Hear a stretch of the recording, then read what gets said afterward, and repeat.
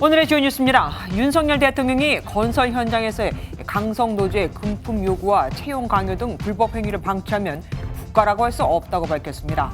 건설 현장 폭력을 건폭으로 규정한 윤 대통령은 완전히 근절될 때까지 강력하게 단속하라고도 지시했습니다. 건설 현장에서 타워크레인 기사들이 계약된 급여 외에 별도로 받은 원래비가 기사 1인당 연간 5,500만 원인 것으로 조사됐습니다. 다음 달부터 건설 현장에서 이렇게 원래비를 받으면 즉각 면허가 정지됩니다. 노조 파업에 대한 손해배상 청구를 제한하는 이른바 노란봉투법이 더불어민주당과 정의당 주도로 국회 환경노동위원회 전체 회의를 통과했습니다. 주호영 국민의힘 원내대표는 파업 만능법이라고 반발하며 대통령에게 거부권 행사를 건의하겠다고 밝혔습니다. 동성 반려자를 건강보험 피부양자로 인정한 법원의 첫 판단이 나왔습니다. 본인은 남녀 간 결합이라며 피부양자를 인정하지 않은 1심 판단을 뒤집은 건데 재판부는 사실혼 관계는 인정하지 않았지만 동성애라는 이유로 피부양자 자격을 차별하는 건 평등 원칙에 위배된다고 판결했습니다.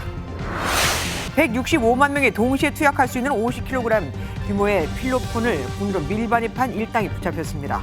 담배 밀수를 추적하던 검찰의 덜미가 잡힌 건데 이들은 화물 운반용 받침대에 필로폰을 숨겨 태국에서 몰래 들여왔습니다. 정치권과 여론의 돈잔치 비판에 주요 은행들이 가산금리를 줄이거나 우대금리를 늘리는 방식으로 대출금리 인하에 나섰습니다. 다음 달부터는 주택담보대출 대출자들의 원금 상환을 최대 3년까지 유예해주는 금융권 프리워크아웃 적용 대상도 확대됩니다.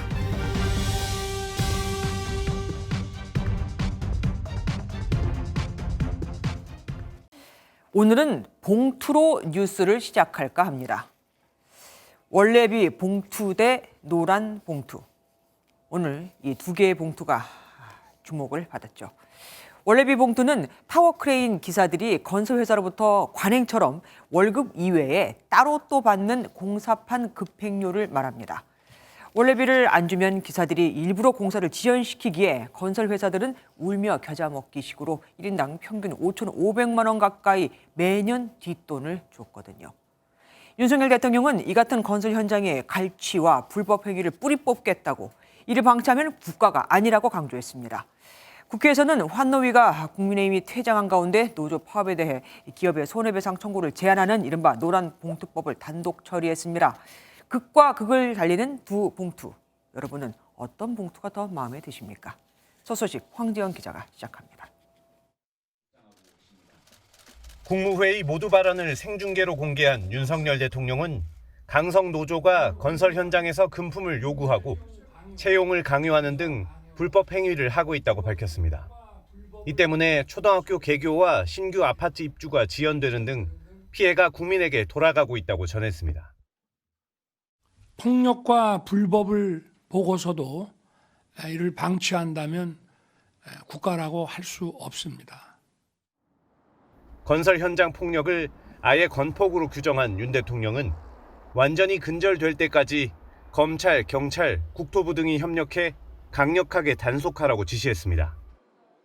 또 회계 공개를 거부하는 노조에 대해 재정 지원을 계속하는 것은 국민들이 납득하기 어렵다며 노동개혁의 출발점은 회계 투명성이라는 입장을 재강조했습니다. 노동개혁 행보를 이어가고 있는 윤 대통령은 기득권 노조가 젊은 층 기회를 빼앗는다는 인식 아래 연일 강경 발언을 하고 있습니다. 대통령은 또 노조의 기득권은 젊은 사람들에게 미래에 대한 희망을 포기하게 만드는 약타령이라고 지적하면서 대통령실 고위 관계자는 건폭이라는 단어에 청년을 어렵게 하는 이권 카르텔에 대한 대통령의 단호한 의지가 담겨 있다고 밝혔습니다.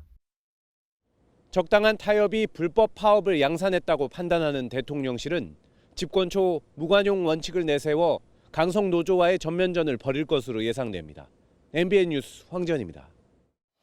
앞서 건설 회사들은 타워크레인 기사들이 원래비를 안 주면 일부러 공사를 지연시키기에 할 수 없이 정해진 일당 외에 또 원래비, 돈을 지급해왔다고 말씀드렸죠. 그런데 이 금액이 엄청납니다. 상위 20%가 평균 9,500만 원씩 받아갔고 연 2억 2천만 원을 챙긴 기사도 있었거든요.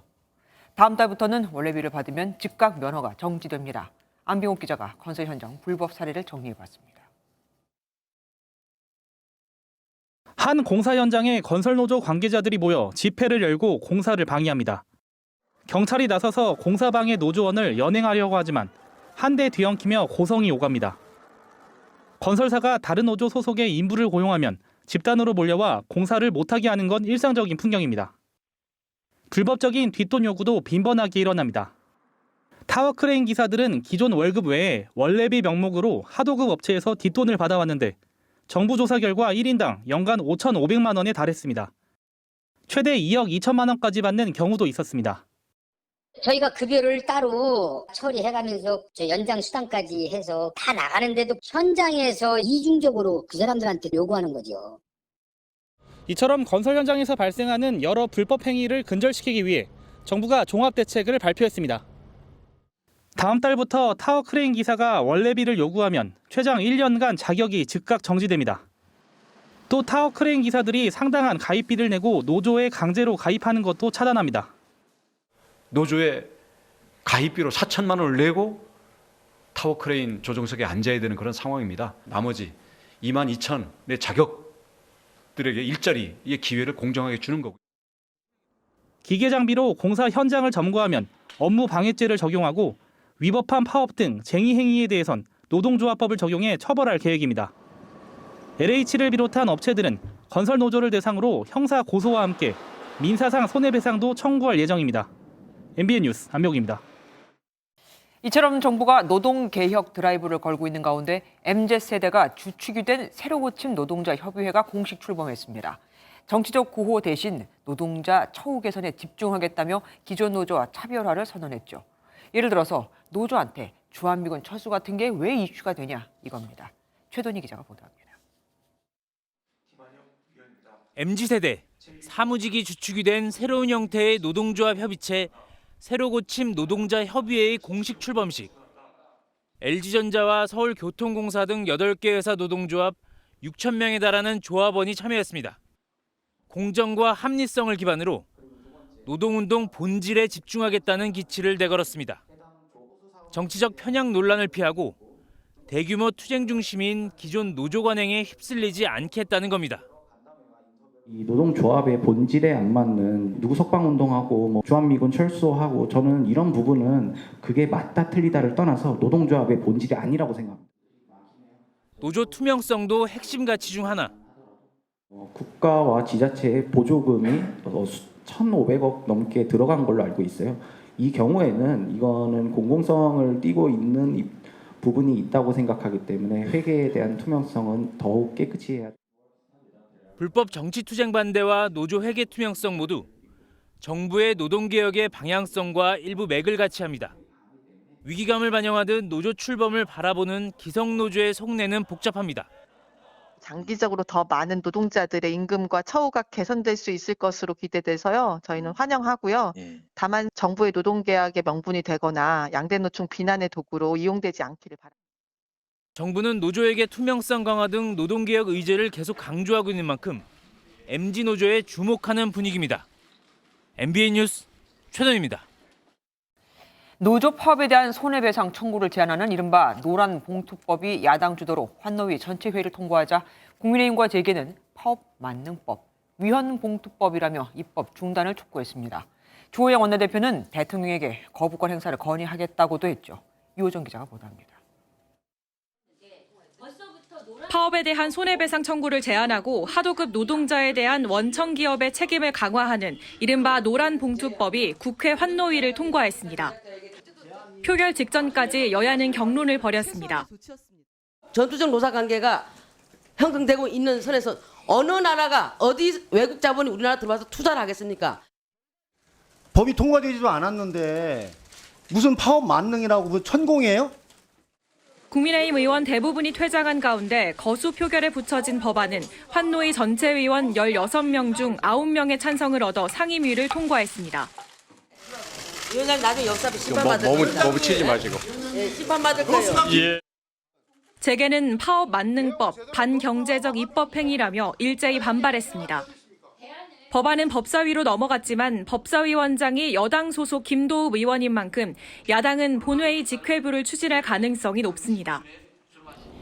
이른바 노란봉투법이 본회의 문턱을 넘을 경우 국민의힘은 대통령에게 거부권 행사를 적극 건의하겠다고 밝혔습니다. MBN 뉴스 유호정입니다.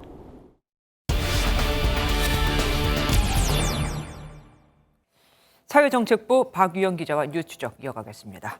박 기자, 지금 정부와 노조 단체가 정면 충돌하는 게 회계장부 제출 여부 아니겠습니까? 정확하게 어떤 부분이 문제가 되고 있는 겁니까? 네, 노조 회계라고 하면 현재 조합원들이 낸 조합비가 있고요. 또 정부와 지자체로부터 받는 지원금도 포함되어 있거든요. 네네. 노조법 14조를 보면 조합원 누구나 볼 수 있게 노조 사무실에 회계장부를 비치하게 돼 있는데 이걸 잘 지키고 있는지 정부가 좀 들여다보겠다는 겁니다.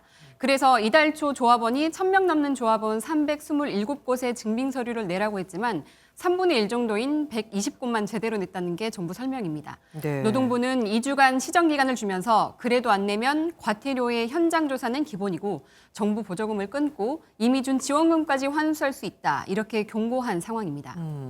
하지만 기업들도 다들 감사를 받고 하지 않습니까? 어쨌든 노조의 3분의 1만 냈다면 절반도 안 낸 거고 또 표지만 냈다는 곳도 있더라고요. 왜 그런 겁니까?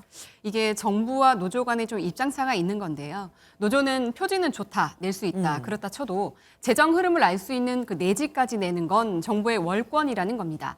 반면 정부는 법대로 한다는 거고 또 국고보조금이 들어가는 만큼 회계 투명성은 반드시 지켜져야 한다는 입장입니다. 정부 지원금이 얼마나 지원됐는데요? 오늘 윤석열 대통령이 국무회의에서 직접 언급했는데요. 들어보겠습니다. 지난 5년간 국민의 혈세로 투입된 1,500억 원 이상의 정부 지원금을 사용하면서도 노조는 회계장부를 제출하지 않고 조직적으로 반발하고 있습니다. 윤 대통령은 노조 회비의 15에서 20%씩 세액공제를 해주는 것도 별도 재정 지원이라고 콕 집어 말했습니다. 네. 정부는 노조가 끝까지 거부하면 이 세제 혜택을 없애는 방안도 검토하고 있습니다. 이건 소득세법 시행령만 고치면 가능하거든요. 이렇게 국회를 거치지 않고 국무회의에서 바꿀 수 있는 시행령을 통해 노조를 압박한다는 계획입니다. 앞에 잠깐 언급됐지만 그 원래비라는 걸 정부는 아주 대표적인 부당 행위로 못 받고 있지 않겠습니까? 그런데 법원에서 이하고 완전히 반대되는, 그러니까 엇갈리는 판결이 나왔어요. 맞습니다. 이 원래비를 어떻게 볼 건지에 대해서 1심과 다른 고등법원 판결이 나왔습니다. 그동안 타워크레인 기사들이 임금 외에 원래비라는 일종의 웃돈을 한 달에 수백만 원씩 따로 받아왔습니다. 네. 이에 대해 1심은 근절돼야 할 관행이라고 봤고 2심 재판부는 원래비도 사실상 임금이라고 판시했습니다. 정부는 대법원의 판결을 지켜보겠다면서도 계약서에 없는 원래비는 불법이 맞다고 강조했습니다. 정당한 노동 내지는 용역의 대가로 지급할 것이면 합법적인 근로계약 내에 포함되어야만 인정할 수 있고. 근데 불법이 아니라면 세금을 내야 되는 거 아닙니까? 정부가 이번에 계약서에 쓰자, 담자고 하는 것도 아마 그런 부분을 감안한 걸로 보입니다. 노조 측은 원래비가 위험수당이나 연장근로수당의 성격인데다 원총과 임대사가 얽힌 복잡한 구조적 문제 때문이라고 반발하고 있지만 어쨌든 근로계약 안에 포함시키라는 게 정부의 방침입니다. 속도도 그렇고 강도도 그렇고 정부가 노동 부분에 있어서 아주 강하게 드라이브를 걸고 있지 않습니까? 그럼 정부가 그리고 있는 그림은 뭘까요? 정부는 노사 법치주의를 우리 사회에 좀 뿌리내리겠다는 그런 방침입니다. 그런데 방점을 찍고 있는 게 노사 법치주의는 지난해 화물연대 파업 때도 윤 대통령이 일관되게 강조한 국정 철학이기 때문인데요. 폭력 점거, 불법 점거나 투쟁 위주의 노동운동을 더 이상 용인하지 않겠다. 또 양대 노조 중심에서 벗어난 MG 노조 같이 새로운 패러다임이 필요하다. 이런 메시지를 정부가 계속해서 보내고 있는 겁니다. 네. 다만 일각에서는 노동개혁 내용이 사용자는 빠지고 노조 때리기에만 집중돼 있다는 비판이 나오기도 합니다. 예, 지금까지 뉴스 추적 박유영 기자와 함께했습니다. 고맙습니다. 다음 소식입니다. 이재명 더불어민주당 대표가 검찰의 구속영장 청구와 체포동의안 제출을 언론 플레이를 통한 음해라고 비판했습니다. 민주당은 의원총회에서 체포동의안 부결을 당론으로 정하지는 않았지만 부결로 뜻을 모았습니다. 아무래도 당론으로 정하기에는 여론의 부담이 컸겠죠. 강영호 기자가 보도합니다. 대장동 의혹 등으로 구속영장이 청구된 이재명 대표에 대한 체포동의안이 국회에 접수됩니다. 윤석열 대통령이 제거한 지 하루 만입니다. 이 대표는 검찰이 언론 플레이를 하고 있다고 비판했습니다. 지금까지 얼마나 무리한 언론 플레이를 통해서 이렇게 저를 음해하고 거기서 무슨 부정한 이익을 취한 것처럼 공격을 했는지를 아실 수 있을 겁니다. 이 대표는 오후 의원총회에서 직접 구속영장의 부당함을 설명했습니다. 민주당은 체포동의안 부결을 당론으론 채택하지 않았지만 논의조차 필요가 없다는 말로 오는 27일 표결에서 압도적 부결이 나올 거란 자신감을 내비쳤습니다. 체포동의안 제출이 매우 부당하다는 점을 의원들의 총의로 분명히 확인했습니다. 당론 채택 여부는 논의조차 할 필요가 없는 사안이라고 판단했습니다. 비명계도 단일 대화의 모습을 보였습니다. 공감하고 안 하고를 떠나서 자원 가결은 안 될 거예요. 주호영 국민의힘 원내대표는 야당 대표라고 해서 영장심사조차 못하게 한다면 그 뒷감당을 할 수 없을 것이라며 체포동의안 가결을 압박했습니다. 현재로선 이번 체포동의안 부결 가능성에 무게가 실리지만 검찰의 추가 구속영장 청구가 이어진다면 민주당의 정치적 부담도 커질 거란 전망이 나옵니다. MBN 뉴스 강영호입니다. 국민의힘 38 전당대회 네 번째 합동연설회는 대전에서 열렸습니다. 김기현 후보는 자신이 정통 보수의 뿌리를 지켜왔다고. 안철수 후보 들으라는 거겠죠. 또한 안철수 후보는 과거 민주당 이력이 있는 만큼 총선에서 민주당을 더 잘 상대할 수 있다고 강조했습니다. 노태원 기자입니다. 김기현 후보는 정통 보수 뿌리를 지켜왔다고 자부했습니다. 다른 후보들은 대통령을 견제하겠다고 한다며 그럴 거면 왜 여당을 하냐고 말했습니다. 아니면 말고씩 흑색 선전으로 혼탁해지고 있는데 이렇게 하면 좋아할 것은 민주당밖에 없습니다. 대통령하고 싸우겠다, 견제하겠다. 그러면 야당하지 왜 여당합니까? 이거 말이야. 안철수 후보는 과거 민주당 경험이 오히려 강점이라고 내세웠습니다. 잠깐 민주당에 있어봤기에 누구보다도 민주당의 약점과 강점 잘 압니다. 가장 잘 싸울 수 있습니다. 안철수와 김기현 중 내려 꽂는 공천 막을 사람 누군지 아실 겁니다. 황교안 후보는 김기현 후보의 울산 땅 의혹을 집요하게 공격했습니다. 김 후보 소유의 땅으로 바꿨습니다. 휘어지게 만들었습니다. 이재명 보십시오. 이재명 안 되죠? 이대로 당대표가 되면 내년 총선은 필패입니다. 천하람 후보는 당 개혁을 앞세워 파업하지 않고도 노동자의 권익이 충분히 보호되는 사회를 만들겠다고 약속했습니다. 불법 파업을 하지 않고도 노동자의 권익이 충분히 보호되는 사회를 만드는데 더 힘써야 합니다. 진보가 급진적으로 선동할 때 보수는 실질적으로 책임져야 합니다. 당권 주자들은 내일 세 번째 TV 토론에서 다시 한번 격돌합니다. MBN 뉴스 노태현입니다.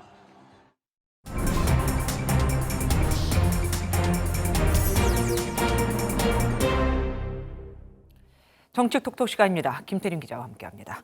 김 기자, 국민의힘 전당대회가 이제 반환점을 막 돌지 않았습니까? 그런데 벌써부터 후보들 간의 연대 얘기가 나와요. 네, 이른바 안천연대입니다. 어제 저녁 MBN 주간 토론회가 있었죠. 네. 이제 토론이 끝나고 흥미로운 장면이 있었는데요. 한번 보실까요?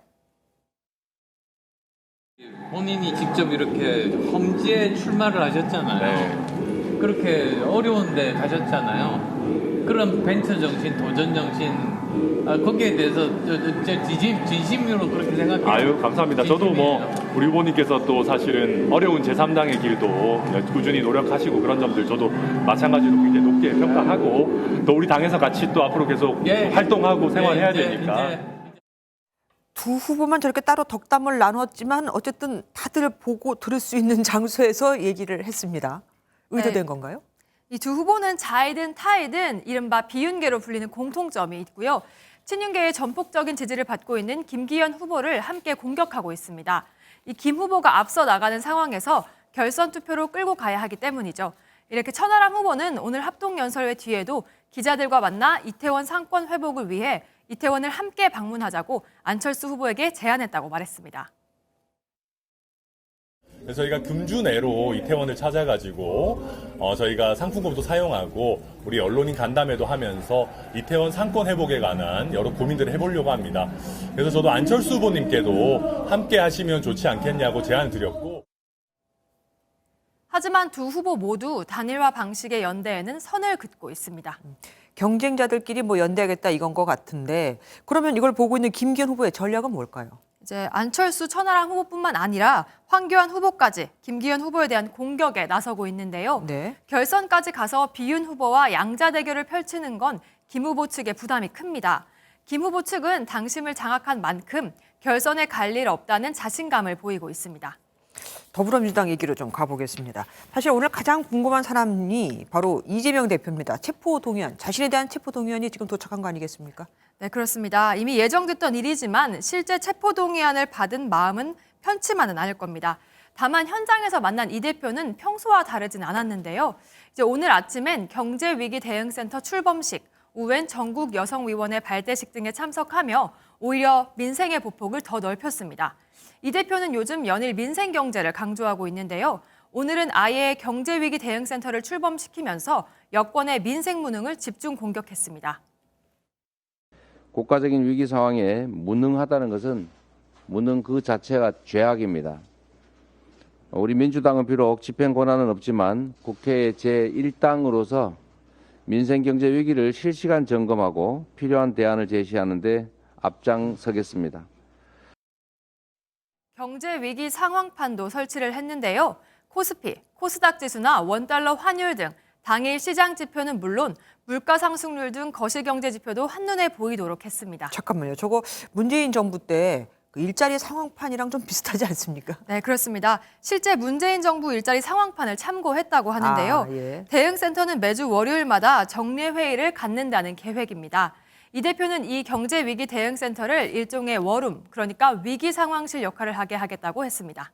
언뜻 들으면 대통령 입에서 나올 법한 말입니다. 네, 그렇습니다. 이제 정부에 대한 날선 비판으로 서민들의 삶이 어느 때보다 팍팍한 원인, 정부 여당에 있다는 입장을 밝히면서 그 대안이 민주당이다. 민주당이 민생을 챙기겠다. 이런 점을 한눈에 보여주려는 전략으로 풀이됩니다. 예, 지금까지 정치톡톡 정치부 김태림 기자와 함께했습니다. 고맙습니다.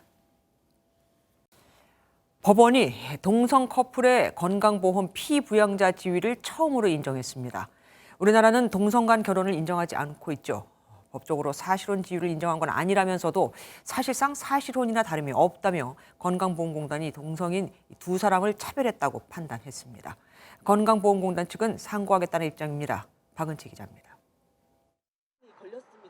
소성욱 씨와 김용민 씨는 교제를 이어오다 지난 2017년부터 함께 살아왔습니다. 저는 2013년에 성욱이를 처음 만났습니다. 10년 전에 제가 성욱이를 처음 만났을 때만 해도 저희 둘의 관계를 이어줄 그런 어떠한 공적인 언어도 찾지 못했습니다. 소 씨는 직장을 그만둔 뒤 국민건강보험공단에 자신을 직장 가입자인 배우자 김 씨의 피부양자로 등록했습니다. 언론 보도를 통해 이 사실을 알게 된 건보공단은 지난 2020년 전산망에서 두 사람의 피부양자 정보를 삭제하고 건강보험료를 청구했습니다. 소 씨는 건보공단을 상대로 보험료 부과 처분 취소 청구를 했지만 지난해 1심은 동성인 두 사람의 관계를 사실혼 관계로 평가하기 어렵다며 청구를 기각했습니다. 하지만 항소심 법원은 이를 뒤집었습니다. 서울고등법원은 대법원 판례대로 둘 사이에 사실혼이 성립하기 어렵다면서도 동성이라는 점을 빼면 실질적으로 사실혼과 같은 이 커플에 대해 건보공단이 차별 대우를 하고 있다며 두 사람의 손을 들어줬습니다. 이번 사법부의 판단은 제가 남편을 사랑하는 이 마음이 외면당해야 하는 것도 아니고 욕을 들어야 하는 것도 아니라는 걸 말해주는 것 같아서 정말로 기쁩니다. 재판부는 소수자에 속한다는 것이 틀리거나 잘못된 것일 수 없다며 소수자 권리를 보호하기 위한 노력이 인권 최후의 보루인 법원의 가장 큰 책무라고 덧붙였습니다. 건보공단 측은 상고하겠다는 의사를 밝혔습니다. MBN 뉴스 박은채입니다. 공수처가 현직 경찰 고위 간부의 뇌물 의혹을 포착하고 강제 수사에 들어갔습니다. 중개하는 건설업체로부터 억대의 뇌물을 받은 혐의인데 공수처가 고발이 아닌 자체 인지 수사로 압수수색에 나선 건 이번이 처음입니다. 이상엽 기자가 보도합니다. 고위공직자 범죄수사처가 서울경찰청 김모 경무관의 주거지와 사무실, 중견 건설업체인 대우산업개발 등 10여 곳을 대상으로 압수수색을 벌였습니다. 2년 전 출범 이후 공수처가 경찰 간부를 대상으로 강제 수사에 나선 건 이번이 처음입니다.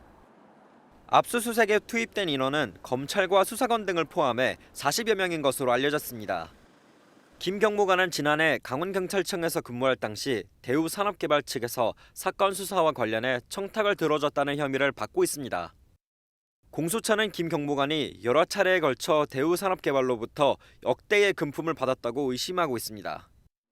공수처는 상급 이상 고위공직자와 그 가족의 수뢰, 직권남용 등 부패범죄를 수사하는데 경찰 공무원은 경무관 이상의 고위 간부가 수사 대상입니다. 공수처 관계자는 올해 초 정보를 입수했다며 사건을 자체 인지해 강제 수사에 나선 건 이번이 처음이라고 밝혔습니다. 이전까지 공수처는 인지 수사를 하기 위해 수차례 입건 전 조사를 진행했지만 강제 수사로까지 나아가진 못했던 걸로 알려졌습니다. MBN 뉴스 이상엽입니다. 지나가는 차량에 일부러 부딪히고는 임신부라며 치료비 명목으로 2,700만 원을 뜯어낸 30대 여성이 붙잡혔습니다. 어설픈 연기가 블랙박스에 찍히면서 들통이 났는데 잡고 보니 배는 나왔는데 임신은커녕 결혼도 안 한 처녀였습니다. 강세훈 기자입니다. 좁은 도로에서 한 여성이 주변을 두리번거립니다. 잠시 후 차가 지나가자 사이드미러에 슬쩍 팔을 갖다 댑니다. 이번엔 팔이 닿지 않자 몸을 밀어 차에 부딪힙니다. 그리고 차에 닿지도 않은 팔을 흔들며 다친 신용을 합니다. 차와 접촉하기 전 손에 든 가방을 바꾸기도 합니다. 화면 속의 여성은 30대 김모 씨. 김 씨는 이런 좁은 도로에서 여성 운전자 차량만 골라 일부러 손이나 몸을 부딪혀 돈을 뜯어냈습니다.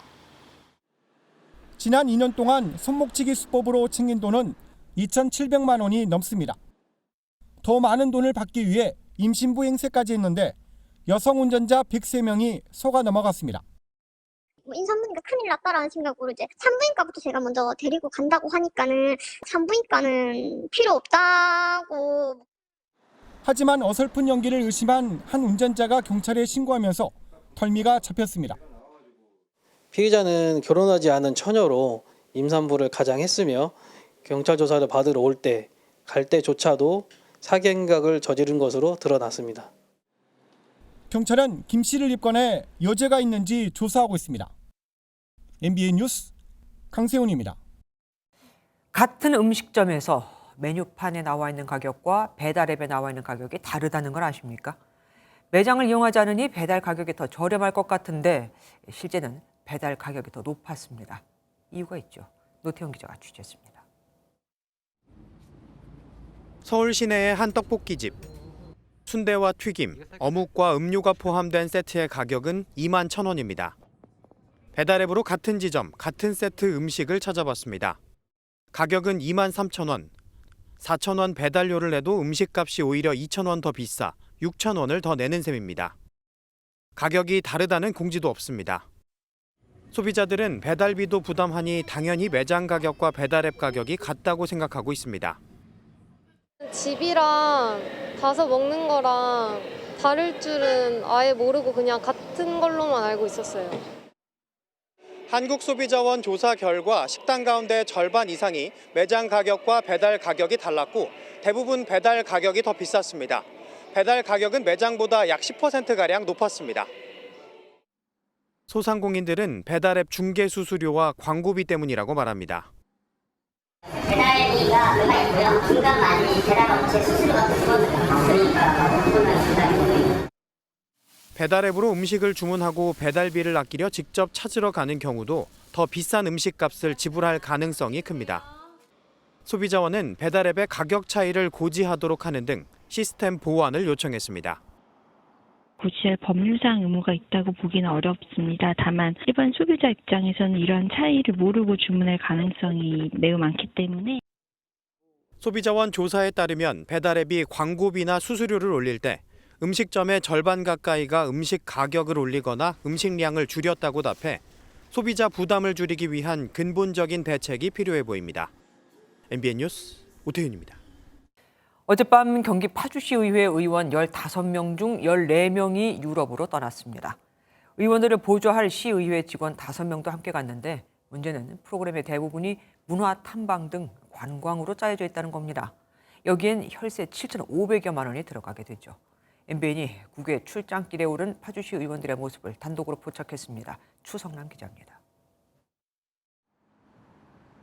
캄캄한 밤 경기 파주시 의회에 주차된 버스에 불이 켜져 있습니다. 곧이어 여행용 가방을 들고 나온 파주시 의원들과 의회 직원들이 버스에 짐을 싣고 탑승합니다. 50여 분 뒤 버스가 모습을 드러낸 곳은 인천국제공항. 파주시 의원들이 다음 달 1일까지 10일간 아랍에미리트와 스페인으로 해외 출장을 가는 겁니다. 시의원 15명 중 이성철 파주시의회 의장을 비롯한 의원 14명과 의전팀장 등 직원 5명도 동행했습니다. 스페인이라는 곳이 그래도 문화 강국이잖아요. 그래서 파주시도 향후에는 필요성이 좀 느껴지고 그래서 전문 넓히고 그런 차원에서.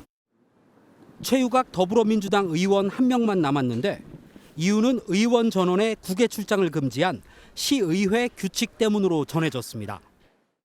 여러 가지가 이유가 있어서 제가 갈 수 있는 상황이 안 됐어요. 개인 사정상? 이제 개인적으로 일이 좀 있어서. MBN이 확보한 국외 연수 계획서를 살펴보면 21일 오전 두바이 공항에 도착해 시내 문화 탐방을 하고 주요 관광 산업을 돌아보는 것이 하루 일정의 전부입니다. 다음 날 오전 스페인 바르셀로나로 떠나 연수 기간 내내 친환경 에너지 빌딩과 몬세라트 수도원, 톨레도 대성당, 루이사 공원, 론다 투우장 등을 둘러봅니다. 파주시 의회 예산 7,500만 원을 들인 이번 출장은 대부분이 관광이어서 외유성 출장이라는 지적이 나옵니다. 그러니까 연수 자체를 반대하는 건 아니에요. 일정을 보니까 그 마드리드 시의회를 방문하는 것 이외에는 관광지로 다 짜여져 있거든요. 파주시 의회 의장은 외유성이 아니라고 해명했습니다. 시민들은 그렇게 바라보는 측면이 좀 있죠. 근데 저희는 또 그렇게 생각하고 있는 건 아니고요. 갔다 와서 시민들 향해서 더 열심히 하도록 하는. 시의원들이 대거 해외 연수를 떠나면서 의원실의 불은 꺼져 있고 적막감마저 감돕니다. 앞서 파주시 의회는 난방비 폭등으로 시민들이 힘겨워한다며 전국 최초로 전 세대의 에너지 생활 안전지원금을 지급하겠다고 밝혔습니다. 하지만 시민들이 낸 수천만 원의 혈세로 외유성 국외 연수를 떠났다는 비난의 목소리는 피하기 어려워 보입니다. MBN 뉴스 추성남입니다.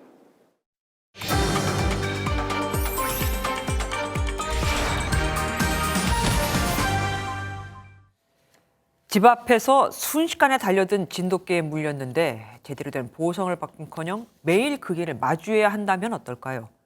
우리나라 법에 의하면 억지로 그 개를 다른 곳에 보낼 수가 없거든요. 그런데 이 와중에 나는 당신에게 빚이 없다는 상대방 견주의 채무 부존재 확인서까지 집으로 배달됐습니다. 제보 M 표선우 기자가 취재했습니다. 커다란 진돗개가 갑자기 달려들더니 팔을 물고 늘어집니다. 떼어내기 위해 안간힘을 써도 소용없습니다. A씨는 이웃집 개에게 물린 지 4개월이 지났지만 손과 팔, 다리 흉터가 선명하게 남아있어 여전히 대문 밖 외출이 어렵습니다. 그냥 이제 문을 여는 순간 개가 있나 없나 혼자 다닐 수가 없는 거예요. 그래서 산책도 못 가고 그냥 아이 아빠가 있는 주말에만 이게 너무 힘들어요. 극심한 트라우마에 A씨는 개 주인에게 치료비 등 보상보다 개의 거처 이전을 요구했는데 돌아온 건 채무 부존재 확인서였습니다. 제가 그러니까 하고 싶지 않아도 임해야 된다고 하더라고요. 그 치료비는 치료비대로 한 200 정도 나가고 아무런 보상도 못 받았는데 제가 또 저희가 변호사를 사야 되고 근데 어떻게 해야 될지. 진돗개는 법에서 정한 맹견에 속하지 않다 보니 개 주인이 외출할 때 입마개를 채워야 할 안전 의무가 없는 법의 허점을 겨냥한 겁니다. 개의 덩치나 평소의 생활 습관이나 소유자도 그 개에 내재된 공격성을 아주 인지한 상태에서 어떻게 관리를 해야 될지를 그런 교육도 받아야 되는데 그런 쪽으로 법률을 구체화할 필요가 미국에서는 개가 목줄을 하지 않은 채 사람이나 동물을 물면 견주를 6개월 이하의 징역형에 처할 수 있고 독일의 베를린 등에서는 견주 면허 시험을 통과해야만 반려견을 키울 수 있습니다. 해마다 발생하는 개물림 사고는 2천여 건. 하지만 피해자가 느끼기에 사고에 대한 처벌이 너무 가볍고 관련 규정도 미비하다는 지적이 나오면서 이에 대한 개선이 시급한 상황입니다. MBN 뉴스 표선우입니다. 담배 밀수범을 쫓던 검찰이 은신처에서 찾아낸 건 담배가 아니었습니다. 무려 165만 명에 동시에 투약할 수 있는 시가 1,600억 원이 넘는 필로폰이었죠. 팔레트로 불리는 수출입 화물 운반대에 꽁꽁 숨겨 태국에서 몰래 들여온 건데 이런 수법에 마약 밀수가 적발된 건 이번이 처음입니다. 박상호 기자입니다. 남성 3명이 플라스틱 재질의 수출입용 화물 운반대를 승강기에 싣습니다. 담배 밀수 혐의로 검찰에 쫓기던 60대 남성이 은신처인 내연녀의 빌라에 운반대를 숨기러 온 겁니다. 첩보를 입수하고 빌라를 덮친 검찰은 화물 운반대 바닥을 하나씩 뜯어냅니다. 그런데 담배가 아닌 필로폰이 숨겨져 있었습니다. 무려 50kg, 시가로 1,657억 원 상당입니다. 165만 명이 동시에 투약할 수 있는 양으로 역대 필로폰 밀수 중 3번째로 많은 양입니다. 남성은 지난해 12월 태국에서 부산항을 통해 필로폰을 몰래 들여온 것으로 확인됐습니다. 일명 팔레트로 불리는 이런 화물 운반대에 마약을 숨겨 들어오다 적발된 건 이번이 처음입니다. 세관 검사에서도 걸러지지 않았습니다. 주범을 체포한 검찰은 영상에 찍힌 공범 2명을 추가로 붙잡아 모두 구속했습니다. 현재까지 화물, 수화물, 선사 사무실 수사를 통해 국내 및 태국에 있는 추가 공급 및 은닉된 범죄 수익을 추적 중에 있습니다. 다행히 밀수된 마약은 시중에 유통되진 않았습니다. 검찰은 태국 수사당국과 공조해 현지에 있는 필로폰 제조 공급책을 쫓고 있습니다. MBN 뉴스 박상호입니다.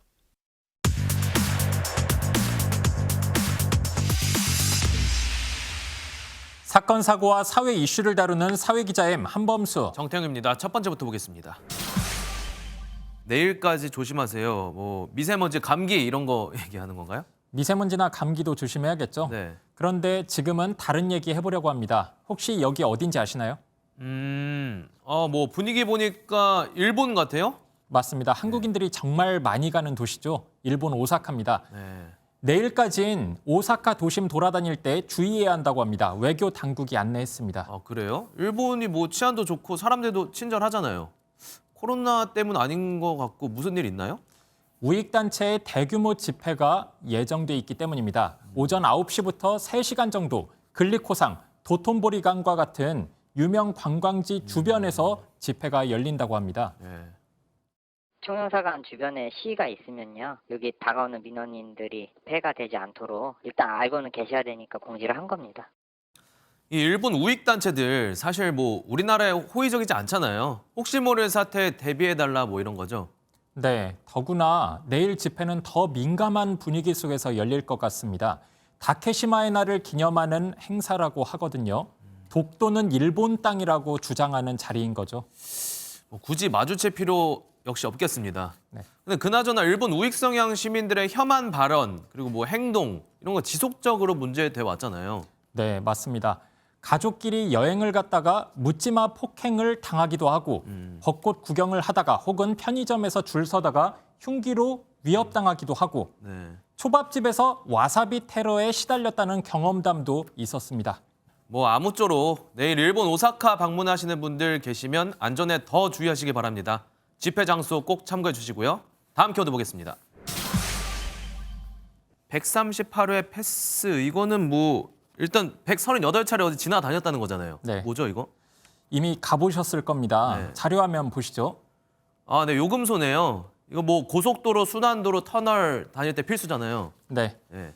하이패스 단말기에 전자카드까지 붙여야 자동으로 결제가 되거든요. 네. 그런데 카드는 빼놓고 막 지나다닌 40대 여성 운전자가 붙잡혔습니다. 그러니까 고의로 그랬다는 거죠? 뭐 어떤 사건이었죠? 해당 운전자 광주 서구 순환도로를 많이 이용했다고 하는데요. 지난 2021년 무려 138차례나 하이패스 요금을 안 냈습니다. 13만 9,100원 체불했다고 합니다.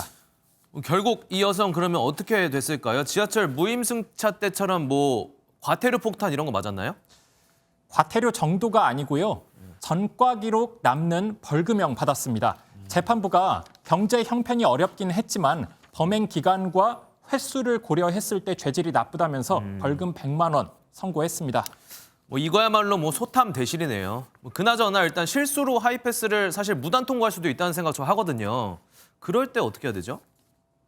안내받은 방법에 따라 가상계좌나 신용카드로 통행료를 납부하거나 스마트폰으로 공사 홈페이지 또는 고속도로 통행료 앱에 접속하여 미납 통행료를 조회하시면 나중에라도 체납 고지서 보고 정해진 계좌에 꼭 입금해야 한다는 점 잊으면 안 되겠습니다. 네. 다음 키워드입니다. 역대 최악. 뭐가 그렇다는 거죠? 한기정 씨, 마약 범죄가 얼마나 늘고 있는지 아시나요? 는다는 얘기는 들었어요. 구체적으로는 모르겠습니다. 그렇죠. 작년이랑만 비교해봐도 14%가량 증가했고요. 앞서물만 놓고 봤을 때는 5년 사이 8배가 늘어났습니다. 이 통계청 일의 최악의 수치라고 하는데요. 더 큰 문제는 3명 중 1명이 10대에서 20대라는 점이죠. 젊은 층이 그렇게 마약을 많이 하면 이 문제가 아주 오랫동안 지속될 수 있다는 얘기잖아요. 맞습니다. 그래서 결국 검찰이 칼을 빼들었습니다. 피자 한 판 값으로 다크웹에서 마약을 해외 직구하는 것이 현실입니다. 오늘 전국 4대 권역의 검찰청의 마약범죄 특별수사팀이 범정부 전문 인력 84명으로 구성되어 출범합니다. 구체적으로는 인터넷 마약 유통, 대규모 마약류 밀수 출입 등을 집중적으로 단속할 예정입니다. 앞서 보셨던 부산 대량 필로폰 적발 리포트도 팀 출범을 앞두고 진행해 왔던 거고요. 좋은 취지인 것 같습니다. 그런데 검찰 수사권이 축소되면서 마약 수사는 못하게 되지 않았었나요? 네. 이 지난해 검수완박 법안이 통과되면서 검찰의 수사 권한이 부패 경제범죄로 한정이 됐었죠. 하지만 이후 법무부에서 마약류 유통범죄를 경제범죄에 포함시키면서 일부 수사가 가능해졌습니다. 아무쪼록 마약 수사 철저히 해서 우리나라가 마약 청정국 지위 유지했으면 좋겠습니다. 오늘은 여기까지 하겠습니다. 사회기자 M이었습니다. 단순한 지식 전달을 넘어서 글쓰기 같은 고차원적인 창작까지 가능한 대화형 AI, 이 인공지능 챗 GPT가 요새 뜨거운 화두죠. 하지만 고민도 많습니다. 예를 들어 논문 초록, 그러니까 내 논문을 요약하는 인트로를 AI한테 시키는 건 어떨까요? 학원 같은 곳에서 AI가 만들어낸 자료로 강의를 하는 건 어떨까요? 또 AI가 짠 코드로 유료 프로그램을 만드는 건 어떨까요? 자칫 사기 범죄자가 될 수도 있다고 하는데 AI 활용을 둘러싼 윤리적, 법적 한계를 민경현 기자가 짚어드리겠습니다. 한 대학 온라인 커뮤니티에 올라온 글입니다. 연구 논문을 요약한 글인 초록을 연구자가 아닌 AI, 특히 챗 GPT가 써도 괜찮냐는 내용인데 일단 담당 교수는 문제가 없다고 밝혔다고 합니다. 정말 문제 없었을까요? 다양한 전문가들의 의견을 종합한 결과 가장 중요한 건 AI가 작성했음을 표시했느냐입니다. 논문 작성은 물론이고 요약인 초록조차도 AI가 작성했다는 일종의 출처를 밝히지 않았다면 윤리적으로 문제가 될 것이란 지적이죠. 다만 AI를 이용해 단순히 데이터 분석을 하거나 한글 논문을 해외 학술지에 게재하려고 번역을 하는 정도는 자유롭게 가능합니다. 그렇다면 AI의 창작물을 상업적으로 활용하는 건 또 어떨까요? 사실 남의 창작물을 베끼는 게 아니라면 AI가 만든 자료로 강의를 하거나 AI가 짜준 코드를 이용해 유료 프로그램을 만드는 건 큰 문제가 없습니다. 하지만 그림, 문학, 영상 등 AI가 만든 각종 콘텐츠를 직접적으로 판매할 땐 이렇게 소비자가 충분히 알아볼 수 있도록 AI가 제작했음을 알리는 표시를 해야 합니다. 그렇지 않다면 사기에 해당할 위험이 있죠.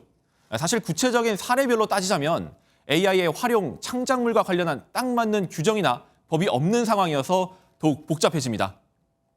딥페이크 성범죄를 우리가 이제 처벌하는 특별법을 만들었듯이 챗GPT 같은 생성 AI가 아니면 악성 코드나 바이러스를 만드는 데 악용된다든지 또는 스팸 광고나 스팸 메일을 만드는 데 악용이 된다고 하는 경우에는 법을 만들어서 규제를 하고 처벌을 해야 됩니다. 다만 법과 제도가 지나치게 엄격하면 이제 막 걸음마를 뗀 AI 산업의 성장을 방해할 수 있는 만큼 정부와 산업계, 학계가 머리를 맞대야 한다는 조언입니다. MBN 뉴스 민경영입니다. 작년 4분기 가계 빚이 3분기보다 4조 1천억 원이 줄어 10년 만에 감소했습니다. 신용카드 사용이 늘었음에도 고금리로 인한 이자 부담이 너무 커서 대출이 크게 줄어든 거죠. 연간으로 보면 가계대출은 8조 원 가까이 줄었는데 통계 작성 이후 처음입니다. 이처럼 서민들은 대출도 줄이고 허리띠도 졸라맸는데 은행들은 돈잔치를 벌며 문매를 맞았죠. 정부 압박이 거세지고 따가운 눈총이 이어지자 결국 은행들도 대출 금리를 내리기 시작했습니다. 또 원금 상환을 유예하는 추가 조치도 곧 시행할 예정이라고 합니다. 이현지 기자가 취재했습니다. 지난해부터 줄곧 오르기만 하던 은행 대출 금리가 꺾였습니다. KB국민은행과 카카오뱅크는 가산금리를 자진 인하했습니다. KB국민은행은 오는 28일부터 주택담보대출 금리를 최대 0.35%포인트, 전세자금 대출은 최대 0.55%포인트 내립니다. 카카오뱅크는 오늘부터 신용대출과 마이너스 통장 대출 금리를 최대 0.7%포인트 인하해 최저금리가 모두 4%대로 내려왔습니다. 우리은행은 거래 실적 등에 따른 우대금리를 통해 사실상 실질금리를 낮췄습니다. 6개월 주택담보대출 변동금리는 0.45%포인트, 5년 변동금리는 0.2%포인트씩 인하했습니다. 다음 달부터 주택담보대출의 원금 상환을 최대 3년까지 유예해주는 프리워크아웃 제도도 확대됩니다. 예를 들어서 실직이라든가 질병으로 인해서 상환을 못하게 되면 그렇다고 해서 집을 다시 바로 팔 수는 없지 않습니까? 그러면 한 3년 정도 상환 유예를 해주고. 기존에는 6억 원 미만 주택 보유자 중 실업이나 질병 등 사유가 있을 때만 원금 상환 유예가 가능했는데 이 대상을 9억 원 미만 주택 보유자면서 총 부채 비율이 70% 이상인 경우로 확대하겠다는 겁니다. 정부의 전방위 압박 속에 은행들이 사실상 백기투항하는 모양새가 이어지고 있습니다. MBN 뉴스 이현재입니다. 지진으로 4만 7천여 명이 숨진 튀르키예와 시리아 접경 지역에서 2주 만에 또 규모 6.3의 지진이 발생했습니다. 지진에 놀란 사람들이 건물 밖으로 뛰어내리기도 하면서 현재까지 최소 11명이 숨지고 수백 명이 다쳤는데 건물 밑엔 사람들이 또 깔렸습니다. 이제 구조는 그만, 복구 시작이라고 했었는데 다시 구조로 돌아가야 하죠. 서영수 기자가 보도합니다. 도로 위 가로등이 꺼지더니 땅이 좌우로 심하게 흔들립니다. 놀라 도망치는 주민들 뒤로 건물이 순식간에 무너지며 엄청난 먼지를 내뿜습니다. 현지 시간 20일 저녁 8시 4분, 튀르키예와 시리아 접경지에 규모 6.3의 강한 지진이 발생했습니다. yer sallandı yani. Yani çok korktuk. Sanki yarılacak gibi hissettik yani. 4만 7천 명 이상의 사망자를 낸 규모 7.8의 첫 지진이 일대를 강타한 지 2주 만입니다. 규모 6.3에 이어 5.8의 여진까지 이어지면서 추가 피해를 우려한 주민들은 거리에서 밤을 지새워야 했습니다. Aynı tedirgin, içeriye giremiyoruz. İçeriye giriyoruz, içeride duramıyoruz. Bilmiyoruz, biz de bilmiyoruz. Ne yapacağımızı bilmiyoruz. Allah bize merhamet etsin Rabbim. Düzelecek bir şey yok. 피해 지역에서 인터뷰하던 정치인이 지진을 느끼고 건물 밖으로 대피하는 장면이 생중계되기도 했습니다. 현지 언론은 튀르키예와 시리아에서 현재까지 수백 명의 사상자가 발생했다고 보도했는데 무너진 건물에 매몰자가 있는 것으로 전해져 사상자 규모는 더 늘어날 수 있습니다. 미국 지질조사국은 이번 지진으로 인한 사망자가 최대 1,000여 명 가까이 발생할 가능성이 크다고 분석했습니다. MBN 뉴스 서영수입니다. 바닷속 해양 생물의 가장 큰 적이 뭘까요? 빨대, 마스크, 바로 버려진 그물입니다. 이 폐어망을 수거해 여기서 실을 뽑아내면 일반 실보다 더 튼튼하고 이산화탄소 발생량도 확 줄일 수 있다는 걸 아십니까? 가방이 되고 자동차 내외장재가 되고 휴대전화 부품이 되는 폐어망. 단순 재활용을 넘어 디자인 상품이 되는 현장에 김종민 기자가 다녀왔습니다. 매장에 진열된 각양각색의 다양한 가방들. 이 가방의 공통점은 폐어망이 재탄생했다는 겁니다. 해양 쓰레기인 폐어망을 수거해 나일론 소재를 추출하고 이를 실로 만든 후 가방으로 부활시킨 겁니다. 나일론만 추출을 해내서 그래서 그것들을 조금 순도를 높이고 그런 작업을 거쳐서 원사로 생산돼서 그 원사를 가지고 이제 저희가 제품을 만들게 되는 겁니다. 리사이클이 아닌 걸 사용하는 것 대비 한 70% 정도의 이산화탄소 절감 효과가 있습니다. 이 업체는 제품을 포장하는 이 박스와 선물 포장용 백도 모두 재활용 소재를 활용하고 있습니다. 제품이 생산되고 판매되는 전 과정에서 제로 웨이스트를 목표로 하고 있습니다. 전 세계에서 발생하는 해양 쓰레기는 매년 800만 톤가량. 이 중 60만 톤이 폐어망인데 재활용되는 양은 아직 14,000톤에 불과합니다. 자동차 내외 장재에도 폐어망에서 추출한 플라스틱이 사용됩니다. 재처리 비용으로 가격 경쟁력은 아직 떨어지지만 환경을 지킨다는 점은 소비자에게 매력이 될 수 있습니다. 폐어망 소스, 그러니까 재활용한 소스를 연간 약 한 1,100톤 정도 사용할 계획을 가지고 있고요. 소재 가격이 높아질 수밖에 없고요. 환경을 지켜야 되는 비용으로 생각을 해서 그 비용이라고 생각을 한다면 저희가 그렇게 크게 거부감이 들지 않는. 삼성전자도 최근 출시한 스마트폰에 재활용 플라스틱 소재를 확대하기로 했고 올해 15톤 분량의 폐어망을 수거할 계획입니다. 이제는 제품의 디자인이 외관의 아름다움을 넘어 생산 과정의 아름다움까지 담고 있습니다. MBN 뉴스 김종민입니다. MBN 불타는 트롯맨 결승에 진출할 초유의 8인이 잠시 뒤 공개됩니다. 무대 실력과 흥행성을 갖춘 도전자들의 노래는 응원 순위권에도 줄줄이 올라가 있습니다. 김문영 기자가 보도합니다. 그대와 나 함께라면 손톱 많은 꽃을 피우고 영원한 저별로 돌아가리라. 가수 심수봉의 조카 손자 손태진이 절절하게 부른 노래 영상은 포털 사이트에서도 조회수 23만을 넘길 정도로 화제입니다. 이런 실력자들의 열창으로 지난주 불타는 트롯맨은 전국 시청률 15.1%, 순간 최고 시청률 16.8%를 기록했습니다. 그뿐 아니라 포털앱에서는 국내 오리지널 콘텐츠 인기 순위 1위에 올랐고 노래 다수가 음원 차트 순위권에 진입했습니다. 개인전이 갈수록 화제를 모으는 가운데 님과 함께 같이 산다면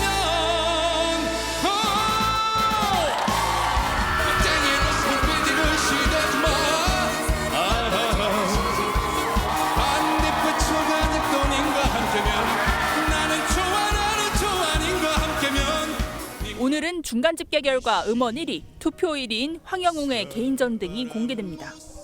누적된 응원 투표 수만 무려 1,400만 표. 저희 할머니랑 엄마랑 같이 집에서 프로그램 매일매일 열심히 보고 있어요. 저희 이렇게 3대가 다 응원하고 있으니까 꼭 다 잘 되셨으면 좋겠습니다. 예, 영광에서 왔어요. 아들이 자기가 신청해서 엄마 꼭 한번 해드린다고 했는데 어떻게 두 번 만에 운 좋게 된 것 같아요. 오늘 밤 모든 것을 건 14명 가운데 결승에 올라갈 최후의 8인이 결정됩니다. MBN 뉴스 김문영입니다. 이종석 국방부 장관은 현지 시간 20일 아랍에미리트 아부다비에서 열린 국제 방산 전시회에 참석했습니다. 국방부는 이 장관이 세계 주요국 대표단과 만나 국방 방산 협력을 논의하고 한국 무기 체계의 우수성을 홍보했다고 밝혔습니다.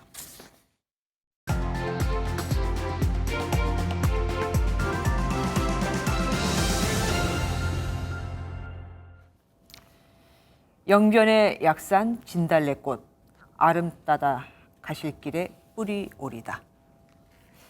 100년 전 발표된 김소월의 시 진달래꽃은 이별을 체념하면서도 그 꽃을 사뿐히 지르밟고 가시라는 읊조림으로 우리의 한과 정서를 잘 담아낸 시문학의 백미입니다.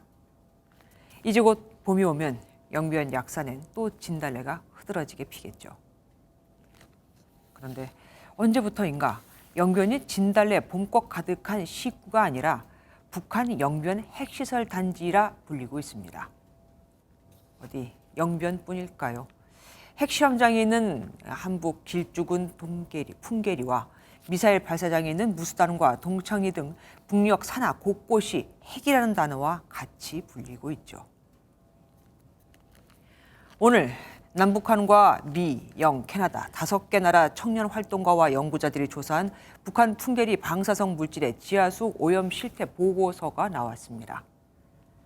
이 지역에 살다 탈북한 40명 중 9명에게서 방사능 이상 수치가 나왔는데 2019년 이후 피폭 검사는 중단됐고 따라서 풍계리 인근 8개 시군에 거주했던 탈북민 881명은 모두 다 조사를 받아야 한다는 주장입니다. 중국산으로 둔갑한 북한 버섯에서 기준치의 9배가 넘는 방사성 세슘이 나온 만큼 철저한 원산지 검사와 차단 조치도 촉구를 했죠. 그런데 이건 청년 활동가나 NGO가 아닌 국회와 정부가 나서야 할 문제 아닌가요? 일본 후쿠시마 원전 사고 방출수가 수산물을 오염시키고 삼중수소 트리튬이 4, 5년 뒤 제주 해역에 유입된다면서 그 호들갑을 떨면서도 정작 그보다 심각하고 지리적으로 훨씬 더 가까운 풍계리 핵실험장 일은 외면하고 있으니까요. 어제 시대전환의 조정훈 의원은 민주당 의원들께서는 후쿠시마 오염수 방출 저지 대응단은 출범해놓고 왜 북한 위협에 대해서는 침묵하십니까? 라며 정치권 일각의 선택적 분노를 질타했습니다. 일본의 도미, 방어뿐 아니라 북한의 칠보산 송이에도 눈길을 돌려야 한다 이거죠. 물론 핵 미사일 대응과 또 큰 그림을 그리는 대북 정책도 중요합니다. 하지만 그 기준을 작은 일이라도 그 기준을 국민에게 두지 않는 정부와 국회는 결과가 뻔합니다. 그러지 못한 정부와 국회가 어떻게 됐었나 한번 되새겨 보시는 건 어떨까요? 김주아의 그런데 오늘은 북한 방사능 유출 우려 없나 였습니다.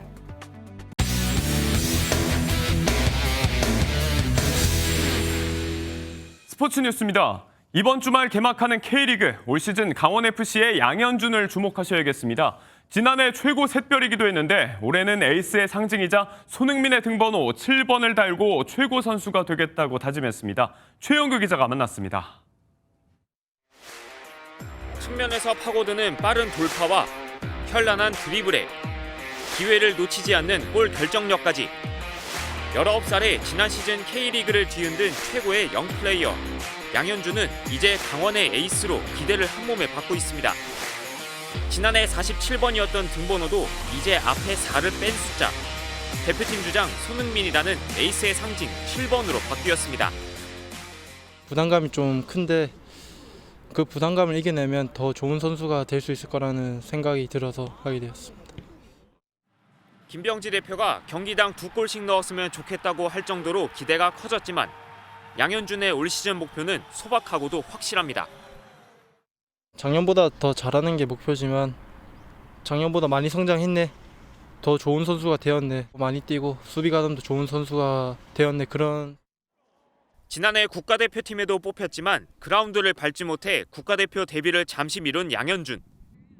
태극마크를 달고 손흥민과 함께 경기장을 누비는 날을 꿈꾸며 올 시즌 K리그에서의 맹활약을 약속했습니다. 같이 뛰게 된다면 제 일생에 정말 영광스러운 경기라고 생각하고 그 전에 팀에 집중을 해서 더 좋은 모습을 보여준다면 제가 거기 갈 수 있을 것 같습니다. MBN 뉴스 최영규입니다. 바람은 잦아들었지만 추위는 여전합니다. 그래도 내일 낮부터는 기온이 점차 오름세에 접어들겠는데요. 단 아침 기온은 여전히 영하 4도로 다소 춥겠지만 낮 기온은 영상 6도, 모레 낮에는 영상 7도 안팎까지 올라서면서 예년 기온을 웃돌아 포근하겠습니다. 차츰 다시 먼지도 날아들겠습니다. 내일 밤부터 경기 남부와 세종, 충북 지역의 공기가 탁해지겠고요. 모레는 날이 더 온화해지면서 중서부 전역의 공기가 탁해지겠습니다. 한편 수도권과 영동 지역으로는 여전히 건조특보가 발효 중입니다. 불조심해 주셔야겠고요. 또 내일 밤부터 모레 새벽 사이에는 남부지방을 중심으로 가끔 비나 눈이 내리는 곳이 있겠습니다. 내일은 전국이 가끔 구름 많겠습니다. 자세한 지역별 기온 보시면 낮 동안 서울이 6도, 대전 9도 안팎이 예상되고요. 남부지방 낮 기온도 전주가 9도, 부산 11도 안팎까지 오르면서 전국적으로 아침과 낮 기온 모두 오늘보다 높겠습니다. 다가오는 금요일과 토요일에는 제주와 강원 영동을 중심으로 비나 눈이 내리겠고요. 그 밖의 내륙은 대체로 맑겠습니다. 내셨습니다.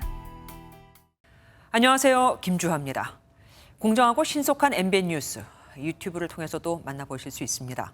특히 더 많은 뉴스와 라이브를 보고 싶으시다면 오른쪽을 눌러서 구독하시면 됩니다. 어렵지 않죠? 빠르고 정확한 뉴스로 계속 찾아뵙겠습니다. MBN 뉴스를 시청해주신 여러분 고맙습니다.